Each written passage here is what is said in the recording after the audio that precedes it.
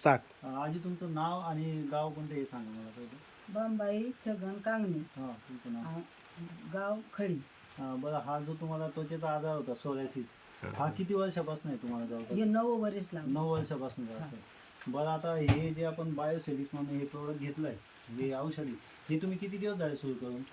जवळपास तरी 15-3 15 दिन झाले. बरं, हे घ्यायच्या आधी तुमच्या जखमा कशा होत्या? खूप जास्त मला दरात जागा नव्हती. जागा नव्हती, म्हणजे सगळ्या अंगावर जखमा झाल्या होत्या आणि पूर्ण सगळ्या जखमांमधून पाणी येत होतं. म्हणजे हात तुम्हाला लावायला पाणी सुद्धा नाही, रक्त गळत रक्त होतं. गळत होतं. रक्त मग गळत आता हे औषध सुरू केल्यानंतर तुम्हाला जखमा किती दिवसात कोरड्या वाटल्या पाहिजे? 3 वारात. 3 वारात पूर्ण जखमा पूर्ण कोरड्या झाल्या, काहीच राहिलं नाही. काहीच नाही राहिलं. काहीच त्रास नाही झाला, खाज येत नाही, काहीच येत काहीच नाही. नाही, काहीच नाही, काहीच नाही, काहीच नाही, चालेल. काहीच नाही. तरी ह्या औषधामुळे तुम्हाला एवढा फरक पडला? फरक पडला. हो, फक्त 15 ते 20 दिवसात तुम्हाला पूर्ण जखमा कोरड्या झाल्या. समजा म्हणजे ज्या जखमा तुम्हाला 7-8 वर्षापासून आहे त्या ह्या एवढ्या कमी वेळात पहिल्यांदाच एवढा फरक पडला ह्या औषधाने. पहिल्यांदा याच्या आधी किती औषधं घेतली तुम्ही? त्याच्या आधी भरपूर औषध घेतली तुम्ही, त्यानं गोळ्या खाल्ल्या.